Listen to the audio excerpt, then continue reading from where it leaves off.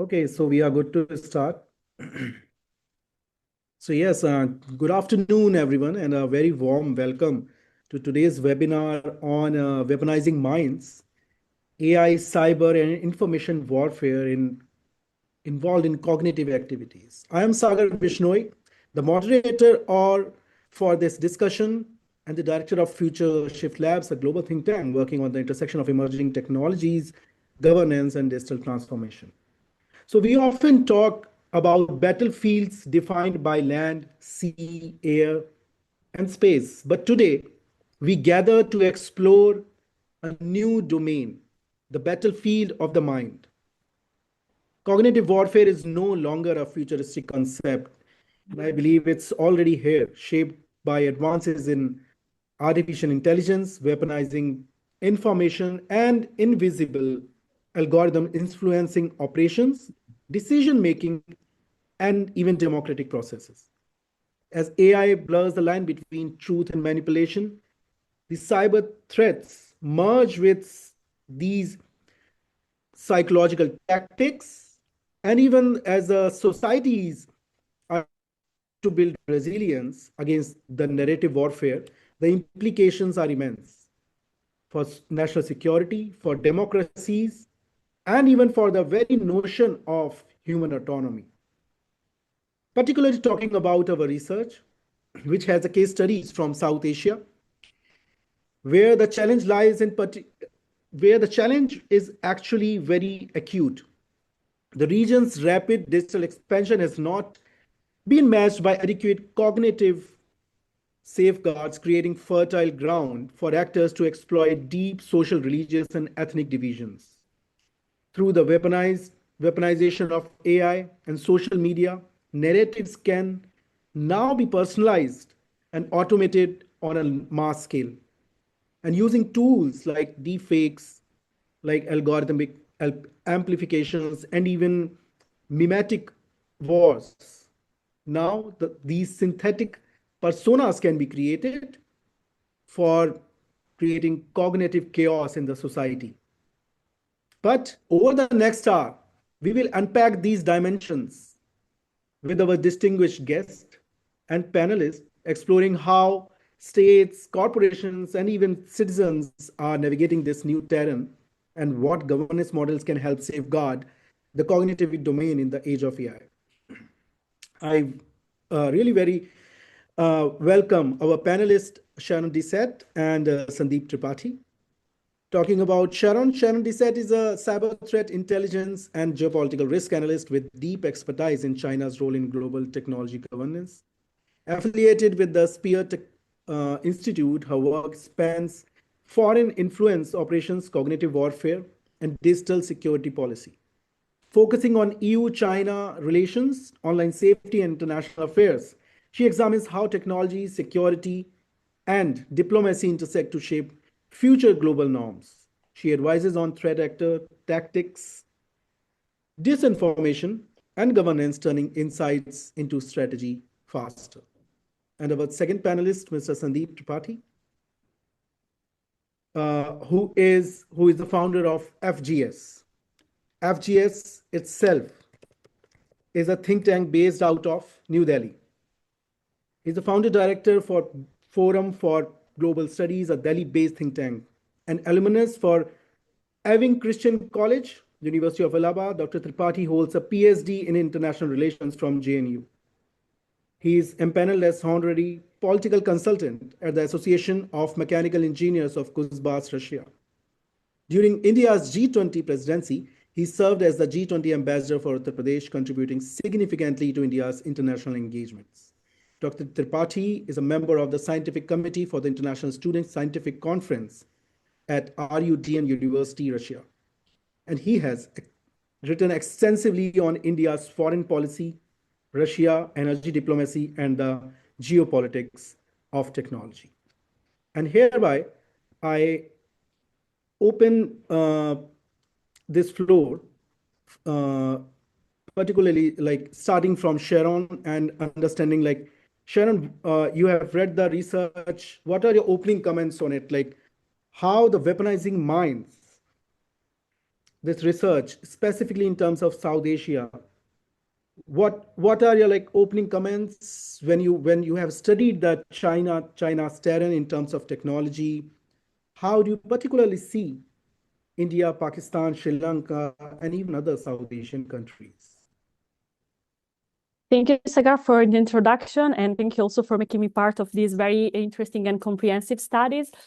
So from the perspective of my expertise and specifically China-related activities in the formation sphere in South Asia, what is particularly striking also with regards to the case studies that you mentioned is really the fact that cognitive information is done way more subtly, if I can say that, more or less evident than in other context, for example, Chinese activities over Taiwan, or also Chinese activities other vis-a-vis Western country. What interests China in, let's say, for instance, the context of India-Pakistan conflict, or also the tensions that are present in Sri Lanka, is the fact that China exploits already existing cleavages between either different ethnic group or different nation in order to capitalize on that. So the activity of let's say the China and of course state-sponsored cognitive warfare there capitalizes on pre-existing cleavages in order to make them bigger. And the aim of the PLAs there is to create space for then the pro-China narrative to flourish.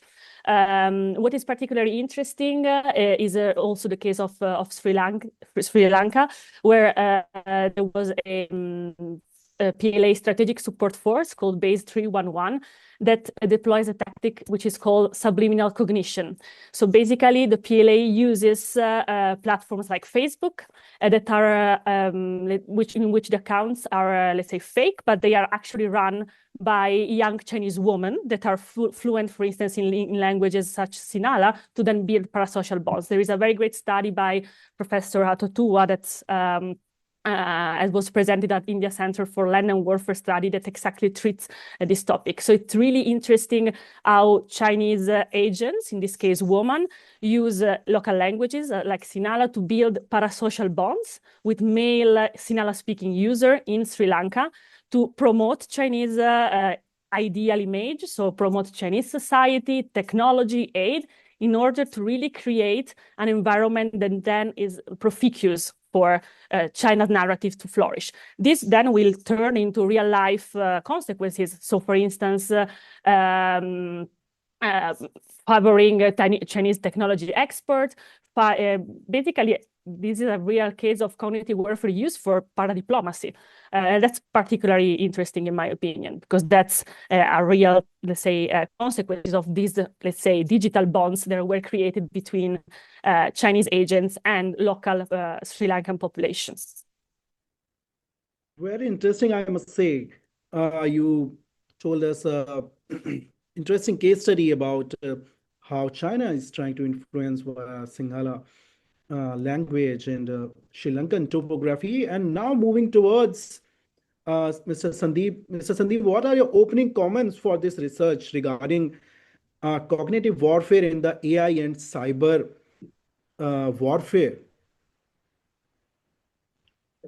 Thank you so much, dear Sagar Bishnoi, for having me here. And this is a very timely, picked up topic. Each and everywhere we are talking about warfare, and especially when we discuss about the warfare, definitely this cognitive warfare is on the discussion. So let me see, I'll be focusing much more on beyond the South Asia because currently lots of war zone for the case study, Russia, Ukraine, Iran, and USA. And somehow I'll be focusing on some historical facts also, that why cognitive warfare is nothing new. Yes, its volume and the degree is on the top today, just because of the technological penetration. And see, if cognitive warfare is all about to control cognitive, to control one's mind, emotion, thought process. And if we control thought process through the mechanism of different tools, sometimes threat posturing, for example, in Russia-Ukraine war, Russia always tried to divide NATO through its potential of nuclear warfare, the potential of nuclear test, the potential of nuclear retaliation. So there is some sense of fear in NATO, always that defeat is inevitable, and some sense of to destabilize Ukrainian leadership, especially Zelensky, that creating an ecosystem of corruption. So the purpose behind this cognitive warfare is somehow to defeat, is somehow to destabilize the enemy, and to control the thought process. The thought process might be controlled through the different mechanism, and this cognitive warfare has triggered the debate that yes, if you control the thought process, if you manipulate the neuroscience, the neuro of any military or the public opinion and all, so that's the big things. And that's why I'm saying that it is nothing new. Yes, today why we are talking about, because digital penetration has expanded the landscape of this cognitive warfare. Let me remind you a different during the Hitler time. Joseph Hitler, he has extensively used this cognitive mechanism. During that time, how to control, how to manipulate, how to convince the German people in favor of Hitler's decision, and to create some sense of German superiority. So he started thinking about to manufacture radio, and sold radios, cheap radios to each and every house, so that each and every could receive Hitler's message. So this is nothing new. First of all, one point. Second point, why this is today? Why we are talking about a lot on cognition? Just because of during 1940s, 1930s, only the radio was there. Today we know that we are surrounded lots of sources of information. And from the very beginning, from the morning to the till, you can say 24/7, all the information. And information, it controls you something. Information, for example, I'm giving another example. For example, the battle is going on between Ukraine and Russian forces, especially ground operation. And if there is one photo has been circulated in any corner, in any site, that this military leader has been assassinated, he has been crushed down, this military leader was shot. So this picture suddenly will affect your thought process, and this thought process leads to the decision. It might discourage your capability to fight against the enemy. And somehow, similarly, if the top leader has been assassinated, for example, Hamas leader, he was assassinated in Iran by the Israel. So suddenly it saw the vulnerability of Hamas, capability, the strength of the Hamas troops. So it is all about in which kind of mechanism you are floating the visuals, audios, video, so that vulnerability can be exploited. And now that's why today is the game of not information flow. It's not this dissemination of information. It's all about to instead to imbibe, to float emotion, not to intellect. And that's why emotion is very important. Intellectualism comes with the later, first emotion, because the battles are not found only on the ground. Battles, it is all about your mindset. Let me tell you another example. In the recent Iran and US doesn't. See, when Iran came to know that US aircraft carrier is just on the Strait of Hormuz, okay, and there are lots of discussion about the capability of this aircraft carrier. Okay, it has lots of potential to destabilize, to weaken IRGC Iranian force, and it has been portrayed after the Venezuelan case. Okay, the Trump, whenever Trump wants, if the Trump thinks that he will win the war, that's why this information flow, yeah, this information of Trump tactics, yeah, Trump positioning could not materialize just because of Iran is much more ahead to retaliate, to destabilize, to underestimate, to undermine US propaganda. Why saying that? Iran has the capability of ICBM. So this is not to show to ICBM, interballistic intercontinental missile. If Iran exercised in Russian Siberia, and Russia has provided to give its airspace just because Putin has shown its solidarity with Iran. Now Iran, Russia, and China, this military, they are going to exercise mock drill in the Arabian Sea. Why? This is something to control and to just set the pattern that Mr. Donald Trump, Iran is not Venezuela. See, the war is not today, even today war is not started. But Iran constantly reminded Al Udeid air bases, air bases, the way Iran attacked in June. Okay, and that's why there is a fear psychosis in UAE, in Saudi Arabia and Qatar. And they all are ready. They declared they are not going to let use these airspaces for the USA. So this is something, the potential of cognition warfare. That it's not only the information, it's also to show your capability. But my dear friend, I would like to, in this opening remarks for this sentence, that this kind of mechanism, it could not be materialized if you don't have a military power. So we should not forget that the conventional warfare, the conventional military capability must have to show your cognition capability. You may have a lots, for example, Israel may have a lots of Iron Dome and all that. All kind of fantasy, the fallacy has been diluted during the June conflict, because Iron Dome somehow it was cognition. It was somehow the image of the Iran. Okay, Israel is so sound, so capable, so potential to defend its boundary. June conflict, in the 12th June conflict between Iran and Israel, it has demolished. So you must have potential of conventional warfare.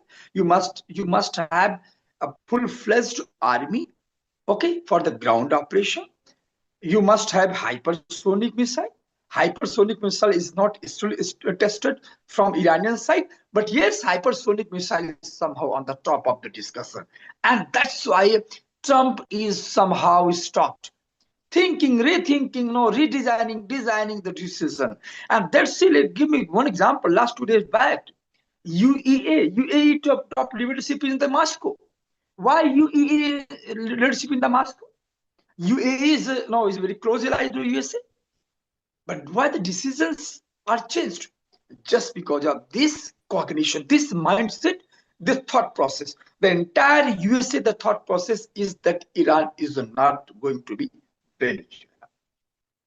Very right, Dr. Sandeep. You mentioned examples like from Hitler, 1930s, 40s, to even the current warfare which are being held, whether it is Russia, Ukraine, or the tensions between US and Iran. Right.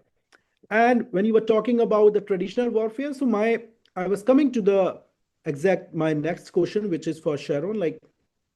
So the sources describe the cognition warfare as a next stage in the evolution of influencing tools. Like, how does targeting the human consciousness fundamentally change military and national security doctrines compared to traditional cyber or information warfare? So thank you very much also to Dr. Tripathi for this very excellent transition. I just want to build very quickly on one of his points, which, let's say, describes the information flow and the cognitive process. I want to stress the word flow and process, because that's exactly how conventional military operations are carried. It's a process, there is a hierarchy, and you must have that military power. So having the capability to influence a process is basically having the capability to make shorter the decision-making loop. So when you use cognitive warfare, what you're doing actually is generating panic in a quote-unquote hierarchy. So that has a direct impact on military activity. So this was a very, in my opinion, very important point that Dr. Tripathi said, and I would like to stress. And this is also exactly what when it's important to note the effect of cyber attacks in that sense. So what is cognitive warfare doing is, and what cyber attacks also enhance, is the fact that they are testing triggers for military response. They are so quote-unquote intangibles that what they are actually doing, these operations are operations that are military in nature. They are below the threshold of violence. We don't see them happening, but they are. And the Ukraine conflict that also Dr. Tripathi mentioned is a great example. Often before or after a Russian strike, often just like a little before, there was a cyber attack carried out on very important Ukrainian infrastructure. This was to kill the morale, not only of the citizens, but of Ukraine's ally and Ukraine's army as well. This is very important. This was exactly to lessen also kinetic defenses. We often tend to split the two things, but it's actually one continuum. So this is, I think that Dr. Tripathi examples were very on point, and also the nature of cyber attack is military nature, and they are also testing responses. When it comes to NATO, these attacks are just I just wanted to mention a case of the attack on a potential Russian actor on Poland energy infrastructure, which happened December 2025. Poland is a NATO member state. What happened was very serious, because that was a message that we received as a NATO country to say, okay, will NATO trigger some kind of defense? It's exactly like a drone incursions. We have that as many in the European Western Front. These are all signs, and cyber attack is just another sign of, is this triggering a military response? So I really want to stress the fact that technology, cyber technology, AI, when it's used with countries that have military or are in conflicts or actually have kinetic power, is just as another military action. We just define that differently, but this is cognition warfare is warfare, and that's very important to stress. This is also why I like to stress also the importance, but maybe we can discuss it later, of the importance of building in our armies cyber offensive capabilities. It's not just about defending, but since we are in a warfare and we have hypersonic missiles, drones, and whatever, we also need to have cyber offensive capabilities, because in this moment, specific in time, we are using cyber as another weapon, and that's particularly evident now. Another way, for instance, in this case, AI is used in military is for targeting. So actually, big data is used from nation states to harness behavioral data on the internet and potentially profiling targets. So a determined behavior on the internet might make you a potential target, in the sense that your behavior tells you information about yourself. So if a nation state or an actor is interested in targeting you, it's important to be aware that our behavior on the internet can make us potential targets as well. So there is also this way of understanding warfare. And we had a recent example of states actually doing that for having information on potential target that eventually led to kinetic actions that was in the Middle East. So it's really important to really understand this continuum, and how cyber attacks or also AI is actually a tool which is now used in either target recognition or for automatic also target strike. Well, exactly. And I believe like case study you mentioned, Sharon, I think those have been mentioned within our research as well, specifically related to India and Pakistan recent conflict happened in April and May, where a lot of cyber attacks, offensive cyber attacks were there from both the sides. And the next question comes from there only, right? This is for you, Mr. Tripathi, like reflecting on this recent conflict of India and Pakistan, like where we see a very mass scale usage of cyber attacks and deepfakes and bot armies influencing not only social media but media narratives as well, and triggering somewhat uh, psychological panic in the citizen and media machinery. So understanding these events, what they reveal about our current level of strategic preparedness and the role of national media in inadvertently amplifying disinformation. See, I had the privilege of sharing some news channel discussion with some Pakistani experts when there was tension in Bangladesh last 1 month before. One student leader was assassinated there. So I was in a new channel and sharing panelists with some Pakistani. He was a member of parliament there. So see, Pakistan is more smart in sense of creating manipulation of the victory. Even during the Sindoor operation, India has defeated, India has crushed down, be carried out a very targeted attack on somehow the terrorist location. And we have shown that, yes, it was our pinpointed attack. But Pakistan never accepted this. So, and after that, when ceasefire was declared, so even the decision was the Pakistan not to ceasefire, but finally, Trump, the kind of Trump, underscored this decision that because of me, and both sides, I had avoided escalation. So you can understand the sudden, of the war. It was not expected from the Indian masses. Indian masses were expecting that something will be happening major in this conflict. But why did it happen?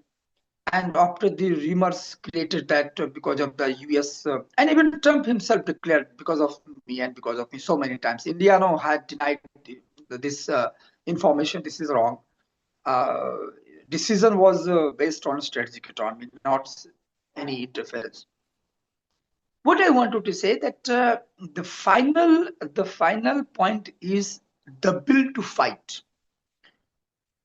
If the cognition warfare is all about to erode, to dilute the willing power of a soldier, of an enemy's army. I think in that perception, we should not underestimate Pakistan, because Pakistan much more ahead in creating false propaganda, manipulation. We all know the economy of Pakistan. We all know the strategic position, the strategic, you can say, standing in the world community. Or we all know the kind of humiliation, Munir and leadership. We have seen the footages, so many global forums. We all know. Despite the fact, Pakistan is bleeding. We all know. Economy, we all know. Despite the Pakistan doesn't accept own weakness. Sometimes they declare, okay, India had done this and that. But majorly we have seen, despite all the things, Pakistan is much more ahead in creating propaganda. But at the same time, Indian narratives and Indian position is a very clear and sound. And I hope, because I do appear in television channels, I thought in our positioning is very sound. We all are in one tone that India's standing is very bold and clear. And that's why Indian leadership made it very clear Operation Sindoor is still on. It's not stopped. It's a pause to send a message to Pakistan that they don't try to take any kind of miscalculation in your mind. We may hit once if we feel that there is some sense of insecurity from Pakistan side. So we are clear in terms of the but yes, India does believe in both methods.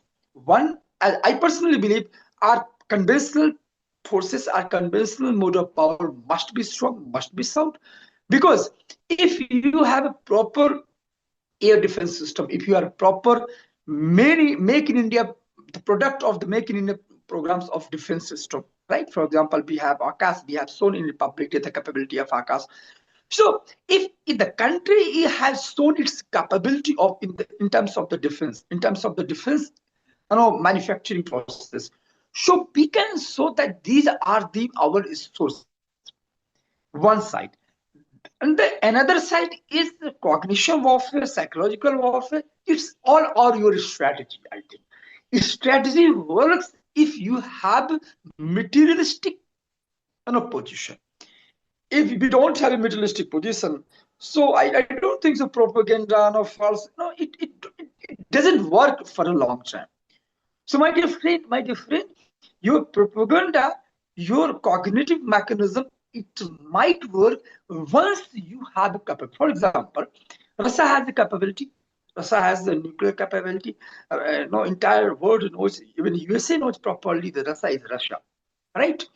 Entire and even USA knows the capability of Iran's drone power, right? And that's why USA aircraft, Abraham Lincoln, Theodore Roosevelt is under the tension, right? So this impression is created once you have a capability to show something.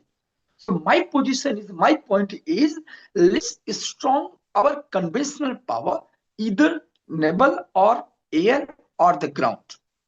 And then I think in terms of the media, social media, the mechanism of the warfare, for example, information flow, psychological warfare, these are the tactics. We are see in India, for example, 10 years old guy may create any video and circulate. So this circulation of video, audio, propaganda, misinformation, that's a part of the strategy. That's the part of the strategy. And we all know, as I stated, that this cognition, the cognitive warfare is always there. And we all know how the Germans has used this tactics. But at the same time,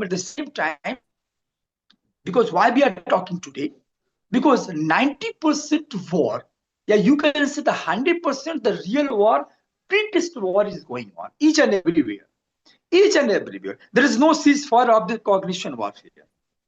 There is no ceasefire in the modern warfare is going on each and everywhere.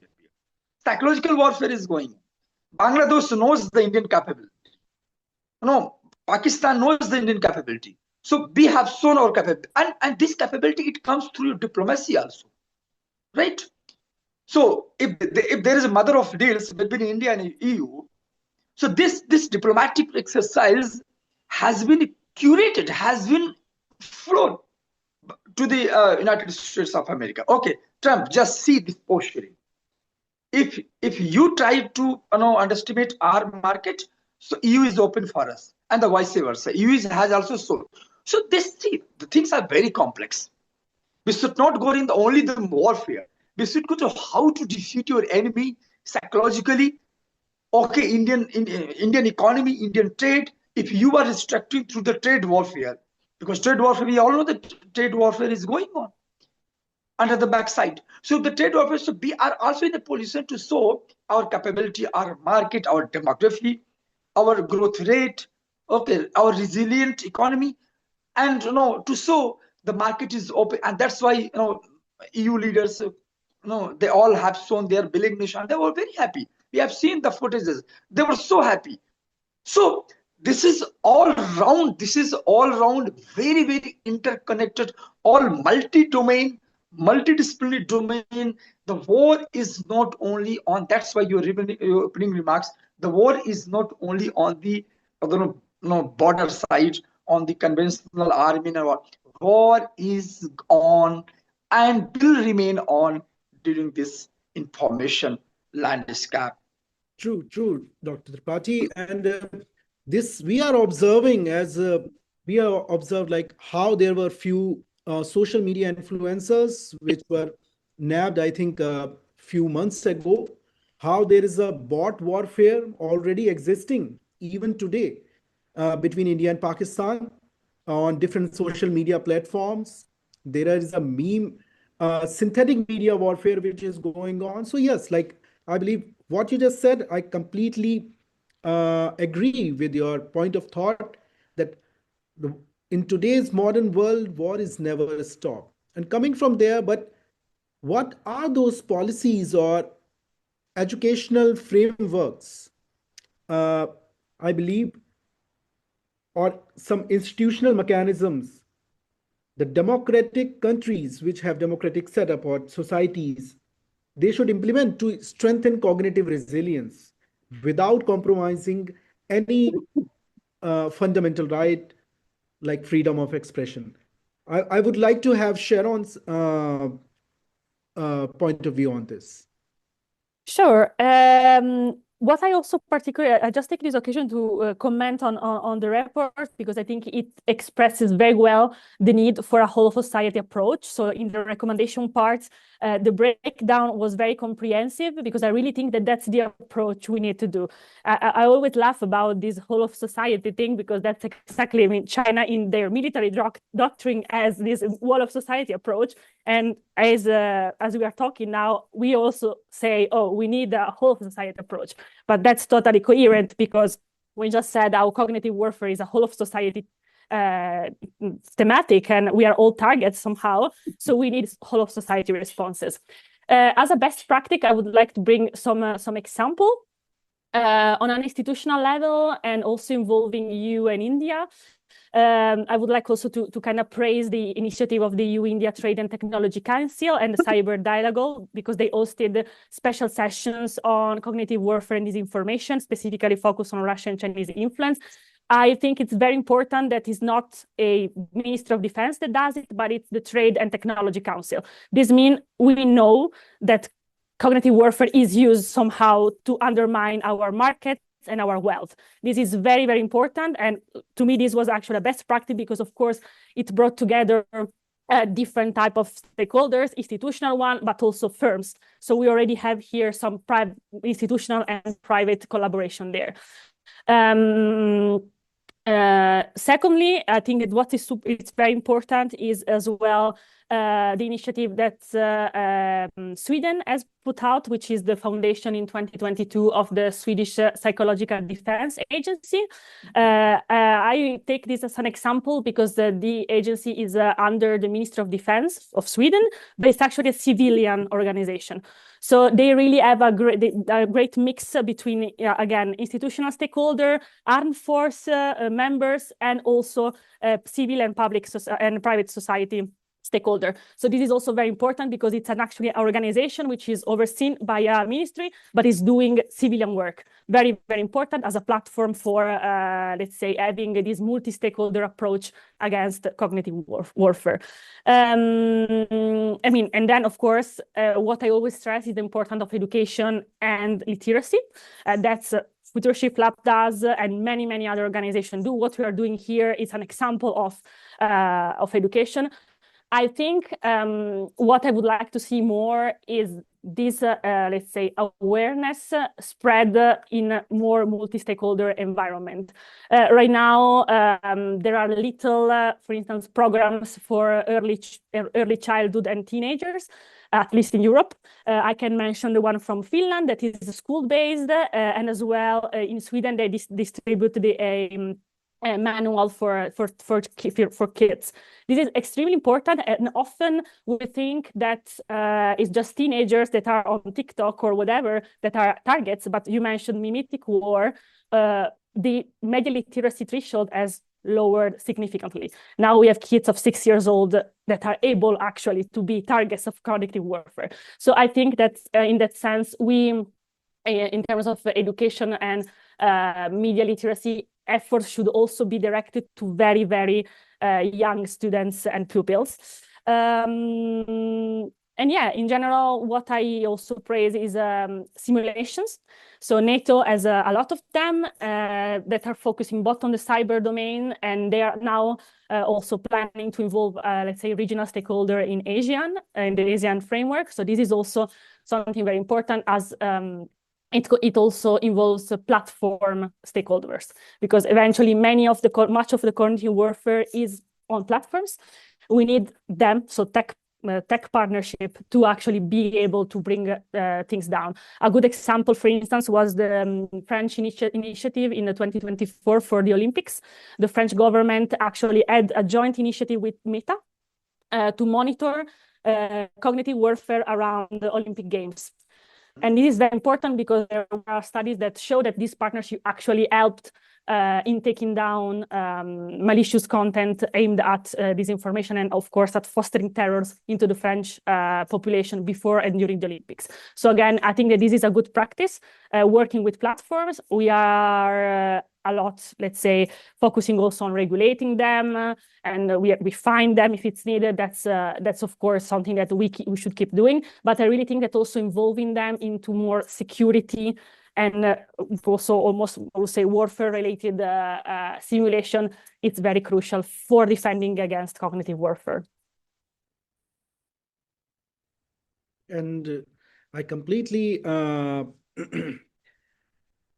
agree with what you share in building the resilience against such tactics, and of course the importance of partnerships and multi-stakeholder approach. And now coming towards our next part is like we are going to take a few questions which have been posted in the chat box, and the first one is like, if Mr. Tripathi, you can take, like, how can South Asian nations develop coordinated defense mechanisms against cognitive warfare while respecting democratic values and freedom of expression, especially given the region's diverse political systems and existing tensions?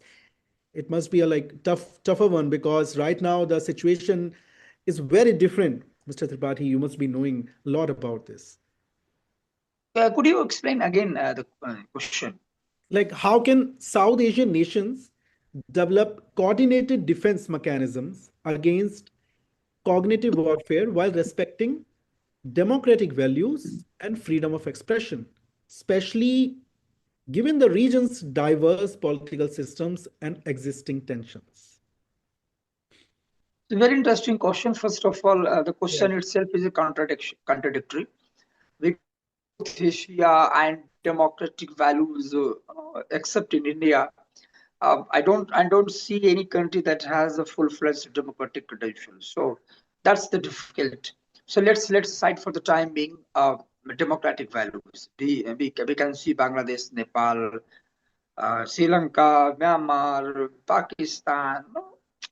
That's very hard to even imagine the democracy. First.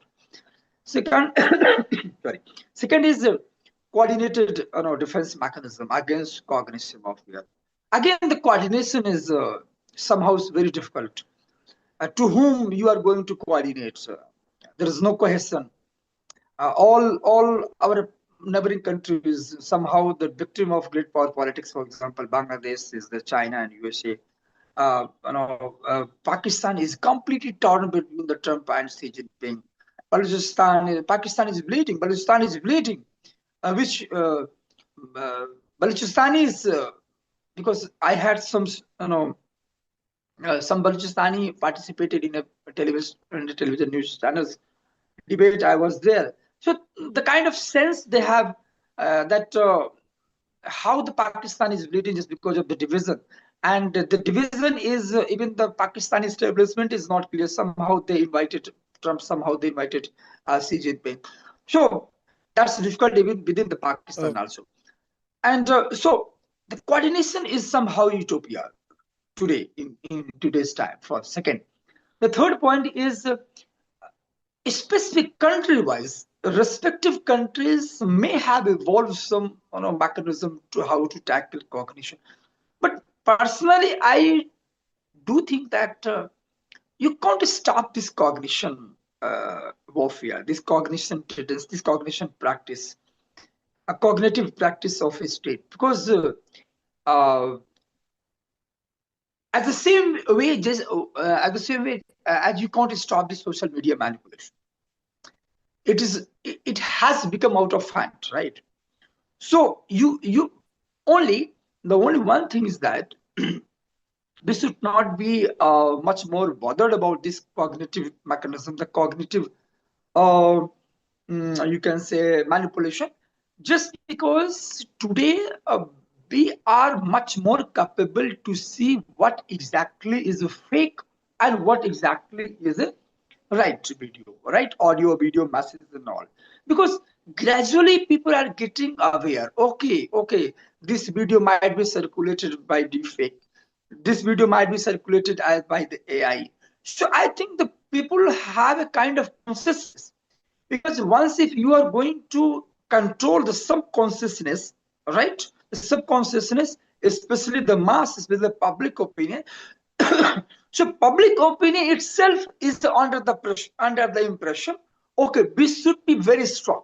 I think in this digital era, digital society, people are getting more and more mature that which video is correct, which video is manipulated. I think the self mechanism, the self capability of the mindset, it will only check, it will only counter the deepfake videos, the narratives. So I think narratives will be dismantled by own maturity and the capability of the rationality of a human being. So I am sure the society is getting much more aware of this fact. It happened just because 2-3 years back, because there was no practice of checking, rechecking, examining, re-examining of this kind of source of information. Today we have a lots of mechanism to filter out the source of information. That's why if something happened suddenly, we first check the fact. So fact check, sources of information check, and then we will react. So I don't think so. Today's our consciousness is as so fertile. Anyone can come and float the news and exploit our consciousness. That's the difference. Correct, Mrs. Tripathi. And I have seen like there are a few instances in India where like debunking disinformation has become part of the syllabus for school students, right? So the start has been made, but yes, a long way to go. But as I really doubt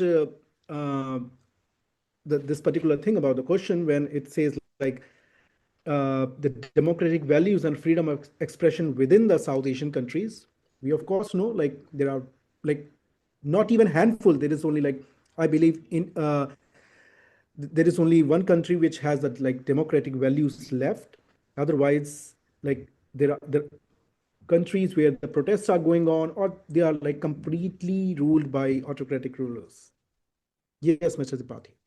Yeah, Mr. Saga Vishnoi, I think when we talk about this freedom of expression, my colleagues, friends, those who are joined today, they must enjoy that today this question is over.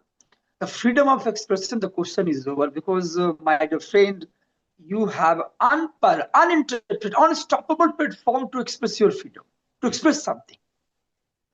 So there is a democratization of platform to speak. Right. Please don't to be under any impression that we are freedom of expression curtailed. It was there, when there was no social media and all that. Today is democratized. It has democratized your platform.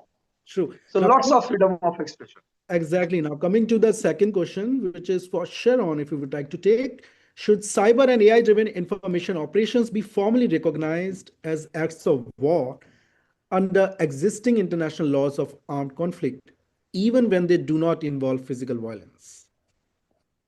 If I'm asked for my opinion, the answer is definitely yes. If you ask me, is being done, I would say is about to be done, in the sense that there are already proofs that we are going towards that direction. I mean, NATO is asking that question a lot. It never said it like very openly, but doctrines have been redesigned in order to also assess the let's say the definition as cognitive warfare as warfare. This is also why there is a lot of debate now on the difference between hybrid threat and multi-domain operations. It's exactly go this direction. Cognitive warfare is now not anymore a hybrid threat, is a domain, just as land, sea, and space. So I would say totally yes, we have to, we must do. And it's more, there are currently commissioned studies and actually simulated, let's say, models for really assess the impact of cognitive operation in warfare.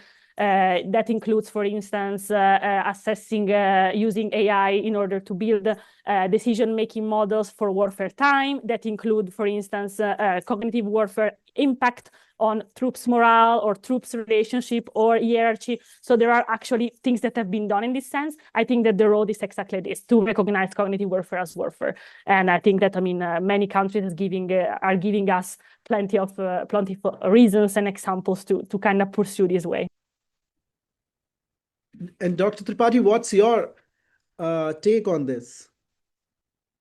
Could you repeat the question? Should cyber and AI-driven information operations be formally recognized as act of war under existing international law of armed conflict, even when they don't involve physical violence? Sorry, I'm really sorry. Could you again repeat? Sure. So the question is like, should AI-driven information or cyber operations be formally recognized as act of war under existing international law of armed conflict, even when they do not involve physical violence? First of all, it's very interesting to say something about the international law today. My dear friends, we forget for the time being international law, okay? Because now it is on the RIP, rest in peace. Today, international law is in rest in peace, and the counterpart is Board of Peace. So we are in transition, okay? The Board of Peace has been inaugurated by Trump. So that's very difficult. Which law under international, which act is under the international law?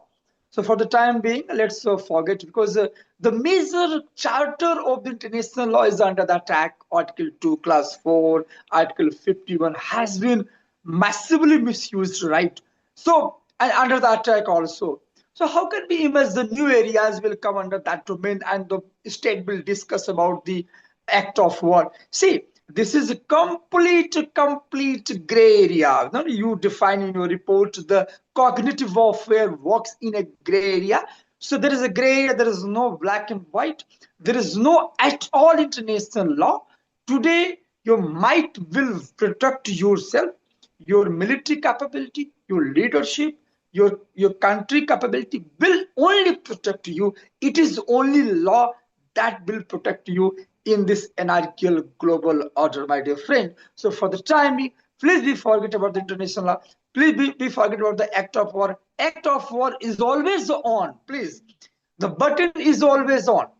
There is no on and off. Always, war is always on in this digital geopolitical landscape, my dear friend.